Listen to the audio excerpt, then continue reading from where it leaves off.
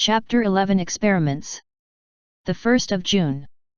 The Kings are off to the seashore tomorrow, and I'm free.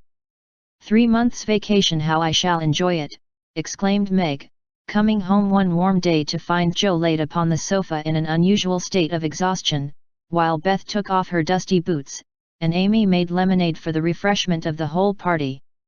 Aunt March went today, for which, oh, be joyful, said Joe. I was mortally afraid she'd ask me to go with her. If she had, I should have felt as if I ought to do it, but Plumfield is about as gay as a churchyard, you know, and I'd rather be excused. We had a flurry getting the old lady off, and I had a fright every time she spoke to me, for I was in such a hurry to be through that I was uncommonly helpful and sweet, and feared she'd find it impossible to part from me. I quaked till she was fairly in the carriage, and had a final fright, for as it drove off, she popped out her head, saying, "Josephine, won't you?" I didn't hear any more, for I basely turned and fled. I did actually run, and whisked round the corner where I felt safe. Poor old Joe! She came in looking as if bears were after her, said Beth, as she cuddled her sister's feet with a motherly air. Aunt March is a regular samphire, is she not? Observed Amy, tasting her mixture critically. She means vampire, not seaweed, but it doesn't matter. It's too warm to be particular about one's parts of speech, murmured Joe. What shall you do all your vacation? Asked Amy, changing the subject with tact. I shall lie abed late, and do nothing, replied Meg, from the depths of the rocking chair. I've been rooted up early all winter and had to spend my days working for other people, so now I'm going to rest and revel to my heart's content. No, said Joe, that dozy way wouldn't suit me.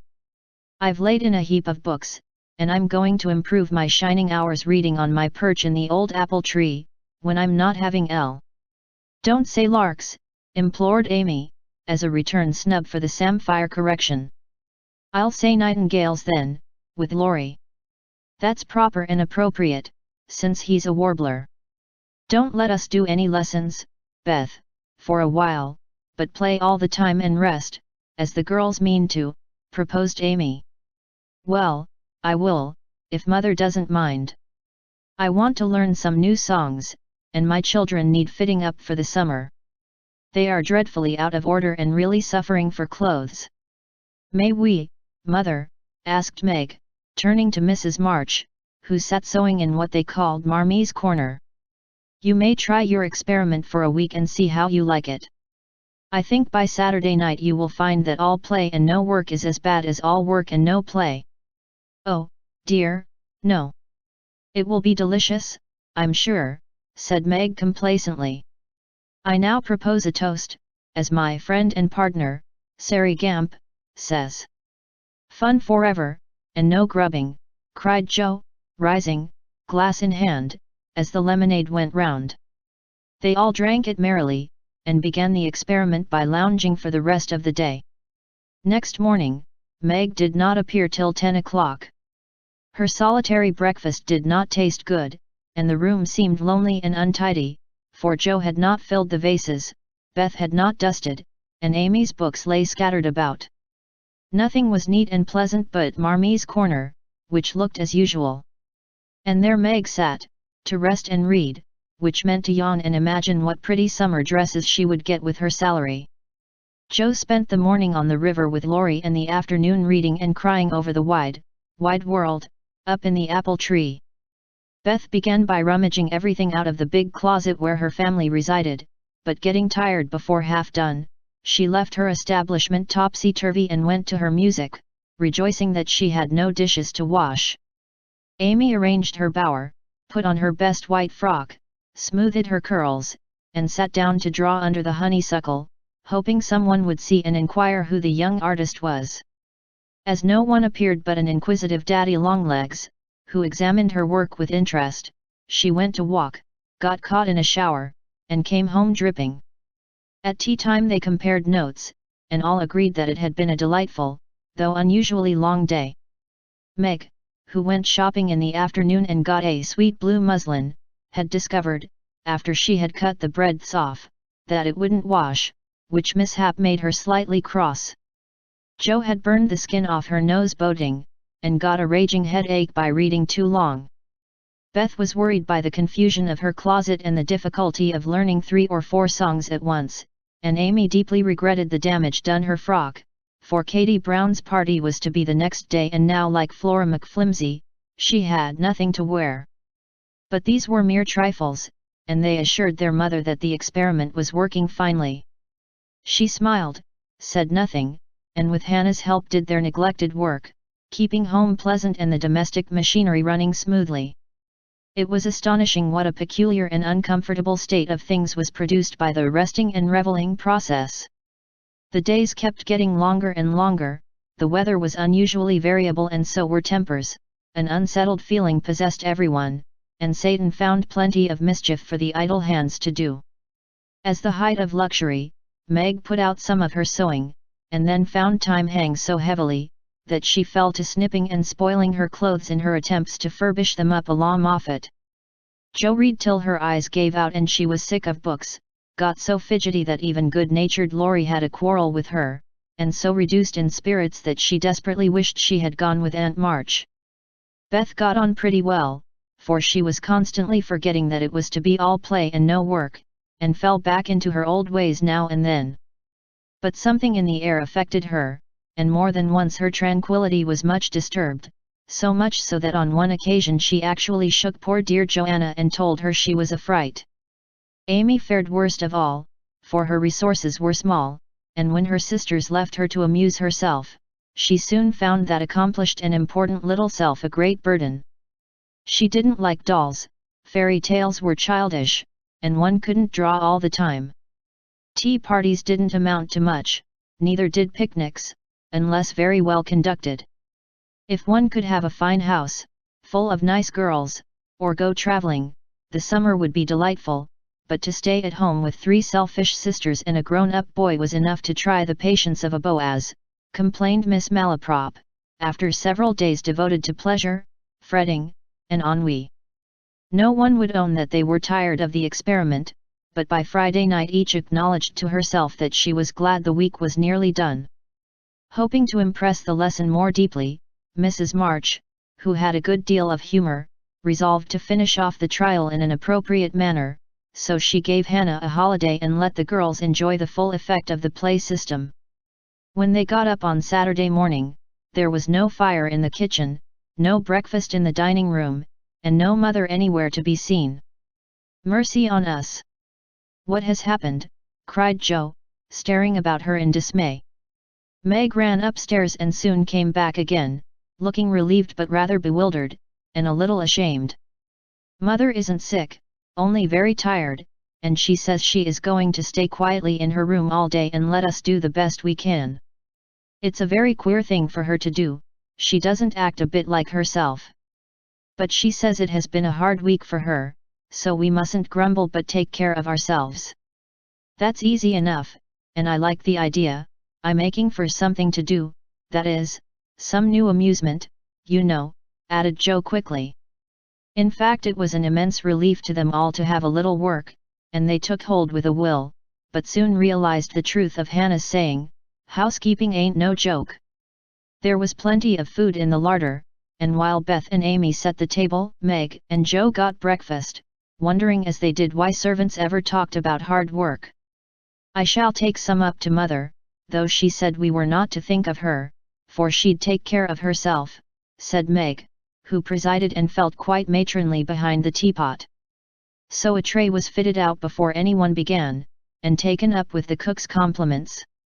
The boiled tea was very bitter, the omelette scorched, and the biscuits speckled with sale rattus, but Mrs. March received her repast with thanks and laughed heartily over it after Jo was gone.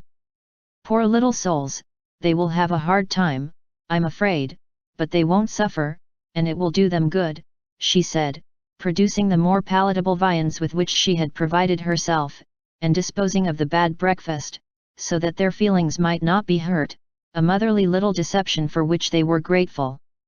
Many were the complaints below, and great the chagrin of the head cook at her failures. "Never mind, I'll get the dinner and be servant, you be mistress," "Keep your hands nice, see company, and give orders," said Joe, who knew still less than Meg about culinary affairs. This obliging offer was gladly accepted, and Margaret retired to the parlour, which she hastily put in order by whisking the litter under the sofa and shutting the blinds to save the trouble of dusting. Joe, with perfect faith in her own powers and a friendly desire to make up the quarrel, immediately put a note in the office, inviting Laurie to dinner.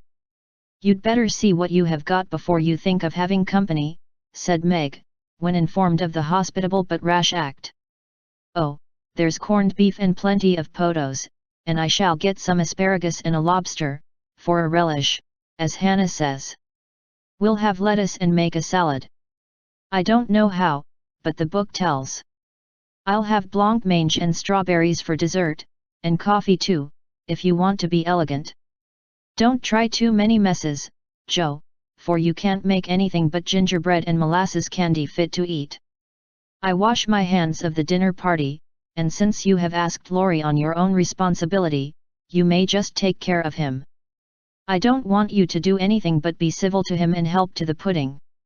You'll give me your advice if I get in a muddle, won't you?" asked Joe, rather hurt. "Yes, but I don't know much, except about bread and a few trifles." "You had better ask Mother's leave before you order anything," returned Meg prudently. "Of course I shall. I'm not a fool." And Joe went off in a huff at the doubts expressed of her powers. "Get what you like, and don't disturb me. I'm going out to dinner and can't worry about things at home," said Mrs. March, when Joe spoke to her. "I never enjoyed housekeeping, and I'm going to take a vacation today, and read, write, go visiting, and amuse myself."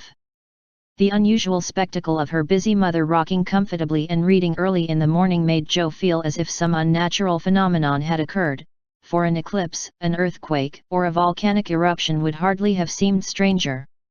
"Everything is out of sorts, somehow," she said to herself, going downstairs. "There's Beth crying, that's a sure sign that something is wrong in this family. If Amy is bothering, I'll shake her." Feeling very much out of sorts herself, Joe hurried into the parlour to find Beth sobbing over Pip, the canary, who lay dead in the cage with his little claws pathetically extended, as if imploring the food for want of which he had died. "It's all my fault, I forgot him, there isn't a seed or a drop left. Oh, Pip! Oh, Pip! How could I be so cruel to you?" cried Beth, taking the poor thing in her hands and trying to restore him. Joe peeped into his half-open eye, felt his little heart, and finding him stiff and cold, shook her head, and offered her domino box for a coffin. "Put him in the oven, and maybe he will get warm and revive," said Amy hopefully. "He's been starved, and he shan't be baked now he's dead. I'll make him a shroud, and he shall be buried in the garden, and I'll never have another bird, never, my Pip. For I am too bad to own one," murmured Beth, sitting on the floor with her pet folded in her hands. "The funeral shall be this afternoon, and we will all go. Now, don't cry, Bethy. It's a pity, but nothing goes right this week, and Pip has had the worst of the experiment. Make the shroud, and lay him in my box, and after the dinner party, we'll have a nice little funeral," said Joe, beginning to feel as if she had undertaken a good deal. Leaving the others to console Beth, she departed to the kitchen, which was in a most discouraging state of confusion. Putting on a big apron, she fell to work and got the dishes piled up ready for washing, when she discovered that the fire was out. "Here's a sweet prospect," muttered Joe, slamming the stove door open, and poking vigorously among the cinders. Having rekindled the fire, she thought she would go to market while the water heated. The walk revived her spirits, and flattering herself that she had made good bargains, she trudged home again, after buying a very young lobster, some very old asparagus, and 2 boxes of acid strawberries. By the time she got cleared up, the dinner arrived and the stove was red hot. Hannah had left a pan of bread to rise, Meg had worked it up early, set it on the hearth for a second rising, and forgotten it. Meg was entertaining Sally Gardner in the parlour, when the door flew open and a floury, crocky, flushed, and disheveled figure appeared, demanding tartly. "I say, isn't bread ris enough when it runs over the pans?" Sally began to laugh, but Meg nodded and lifted her eyebrows as high as they would go, which caused the apparition to vanish and put the sour bread into the oven without further delay. Mrs. March went out, after peeping here and there to see how matters went, also saying a word of comfort to Beth, who sat making a winding sheet, while the dear departed lay in state in the domino box. A strange sense of helplessness fell upon the girls as the grey bonnet vanished round the corner, and despair seized them when a few minutes later Miss Crocker appeared, and said she'd come to dinner. Now this lady was a thin, yellow spinster, with a sharp nose and inquisitive eyes, who saw everything and gossiped about all she saw. They disliked her, but had been taught to be kind to her, simply because she was old and poor and had few friends. So Meg gave her the easy chair and tried to entertain her, while she asked questions, criticized everything, and told stories of the people whom she knew. Language cannot describe the anxieties, experiences, and exertions which Jo underwent that morning, and the dinner she served up became a standing joke. Fearing to ask any more advice, she did her best alone, and discovered that something more than energy and goodwill is necessary to make a cook. She boiled the asparagus for an hour and was grieved to find the heads cooked off and the stalks harder than ever. The bread burned black, for the salad dressing so aggravated her that she could not make it fit to eat. The lobster was a scarlet mystery to her, but she hammered and poked till it was unshelled and its meager proportions concealed in a grove of lettuce leaves. The potatoes had to be hurried, not to keep the asparagus waiting, and were not done at the last. The blancmange was lumpy, and the strawberries not as ripe as they looked, having been skillfully decaned. Well, they can eat beef and bread and butter, if they are hungry, only it's mortifying to have to spend your whole morning for nothing, thought Jo, as she rang the bell half an hour later than usual, and stood, hot, tired, and dispirited, surveying the feast spread before Laurie, accustomed to all sorts of elegance, and Miss Crocker, whose tattling tongue would report them far and wide. Poor Jo would gladly have gone under the table, as one thing after another was tasted and left, while Amy giggled, Meg looked distressed, Miss Crocker pursed her lips, and Laurie talked and laughed with all his might to give a cheerful tone to the festive scene. Jo's one strong point was the fruit, for she had sugared it well, and had a pitcher of rich cream to eat with it. Her hot cheeks cooled a trifle, and she drew a long breath as the pretty glass plates went round, and everyone looked graciously at the little rosy islands floating in a sea of cream. Miss Crocker tasted first, made a wry face, and drank some water hastily. Jo, who refused, thinking there might not be enough, for they dwindled sadly after the picking over, glanced at Laurie, but he was eating away manfully, though there was a slight pucker about his mouth and he kept his eye fixed on his plate. Amy, who was fond of delicate fare, took a heaping spoonful, choked, hid her face in her napkin, and left the table precipitately. "Oh, what is it?" exclaimed Jo, trembling. "Salt instead of sugar, and the cream is sour," replied Meg with a tragic gesture. Jo uttered a groan and fell back in her chair, remembering that she had given a last hasty powdering to the berries out of one of the 2 boxes on the kitchen table, and had neglected to put the milk in the refrigerator. She turned scarlet and was on the verge of crying, when she met Laurie's eyes, which would look merry in spite of his heroic efforts. The comical side of the affair suddenly struck her, and she laughed till the tears ran down her cheeks. So did everyone else, even Croker, as the girls called the old lady, and the unfortunate dinner ended gaily, with bread and butter, olives, and fun. "I haven't strength of mind enough to clear up now, so we will sober ourselves with a funeral," said Jo, as they rose, and Miss Crocker made ready to go, being eager to tell the new story at another friend's dinner table. They did sober themselves for Beth's sake. Laurie dug a grave under the ferns in the grove, little Pip was laid in, with many tears by his tender-hearted mistress, and covered with moss, while a wreath of violets and chickweed was hung on the stone which bore his epitaph, composed by Jo while she struggled with the dinner. "Here lies Pip March, who died the 7th of June. Loved and lamented sore. and not forgotten soon. At the conclusion of the ceremonies, Beth retired to her room, overcome with emotion and lobster, but there was no place of repose, for the beds were not made, and she found her grief much assuaged by beating up the pillows and putting things in order. Meg helped Joe clear away the remains of the feast, which took half the afternoon and left them so tired that they agreed to be contented with tea and toast for supper. Laurie took Amy to drive, which was a deed of charity, for the sour cream seemed to have had a bad effect upon her temper. Mrs. March came home to find the three older girls hard at work in the middle of the afternoon, and a glance at the closet gave her an idea of the success of one part of the experiment. Before the housewives could rest, several people called, and there was a scramble to get ready to see them. Then tea must be got, errands done, and one or two necessary bits of sewing neglected until the last minute. As twilight fell, dewy and still, one by one they gathered on the porch where the June roses were budding beautifully, and each groaned or sighed as she sat down, as if tired or troubled. "What a dreadful day this has been," began Joe, usually the first to speak. "It has seemed shorter than usual, but so uncomfortable," said Meg. "Not a bit like home," added Amy. "It can't seem so without Marmee and little Pip," sighed Beth, glancing with full eyes at the empty cage above her head.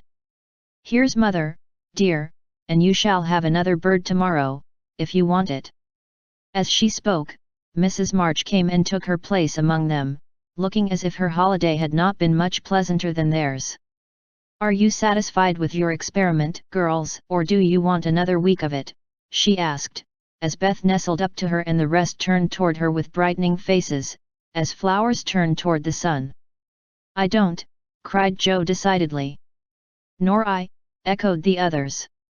"You think then, that it is better to have a few duties and live a little for others, do you?"